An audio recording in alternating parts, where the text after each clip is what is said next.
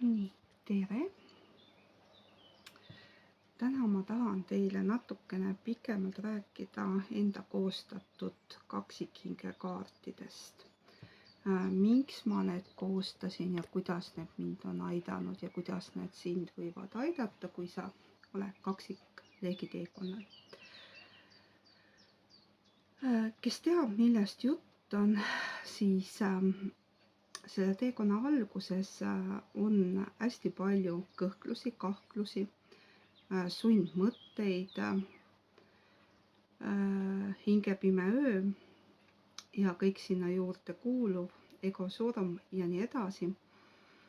Ja selleks, et fookus iseendale tuua, et käia selle tee õiget rada, võtsin mina esiteks abiks sedelikesed, et endale meelde tuletada aeg-ajalt, mis on oluline, millele keskenduda.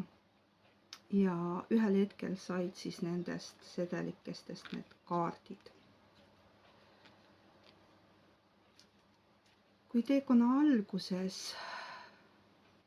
kipub see fookus endalt väga kergesti ära minema, siis tegelikult ka hiljem aeg-ajalt on tarvis endale meelde tuletada, et selle teekonna kõige olulisem osa on siis iseenda tundma õppimine, iseenda armastamine ja oma tõelise raja käimine.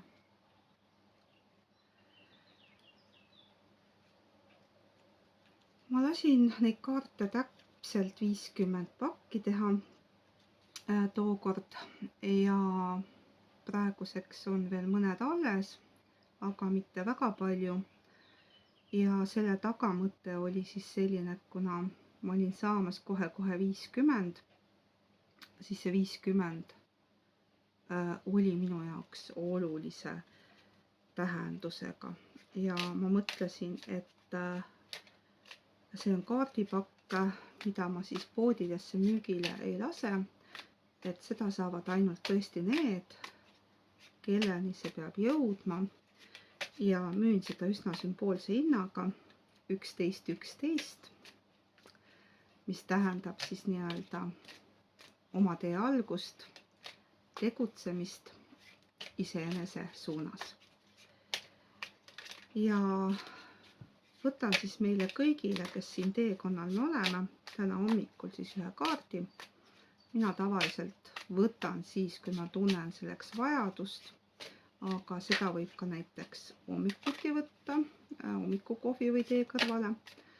Ja see aitab päevaks häälestuda. Nii, ja tänase päeva sõnum meile kõigile on siis: pane mõte kirja, et need ei jääks keerlema. Iga mõte, mis saab paberile, ei vaja enam su peas ruumi. Nii, vist on tagurpidi ikkagi, see ei näe te lugeda. Ei ole veel aru saanud, kuidas sellest peegelpildist lahti saada. Mõnikord see õnnestub, mõnikord mitte. Aga las ta siis olla, lugesin selle sõnumi ette. Jah, see on õige. Kui mõte on paberile kirja pandud, eriti kui loomingulises võtmes, kas luuletuse või ma ei tea, proosatekstina, aga ka päevikukirjana, siis oled sa justkui selle mõtte vabaks andnud ja tekitab peas endale ruumi. Ja mõnel lisaks kirjutamisele võib-olla aitab siis ka kõva häälega rääkimine.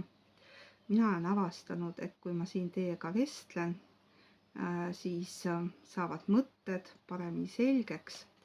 Aga kui sul ei ole kellega vestelda, siis kirjutamine on parim lahendus. Nii et kui sa tunned, et sa soovid ka neid kaarte endal igapäevaseks toeks, need ei ole otseselt ennustamise kaardid, sest nagu ma ütlesin, mina ei näe taro ja oraaklikaarte kui ennustuskaarte, vaid pigem nii-öelda teejuhte, iseendasse tulemise võimalust. Et kui see sind kõnetab, siis jätan siia alla oma meiliaadressi, võid kirjutada. 11.11 on kaardipakk ja 3 eurot siis saatmiskulu. postipakiautomaati.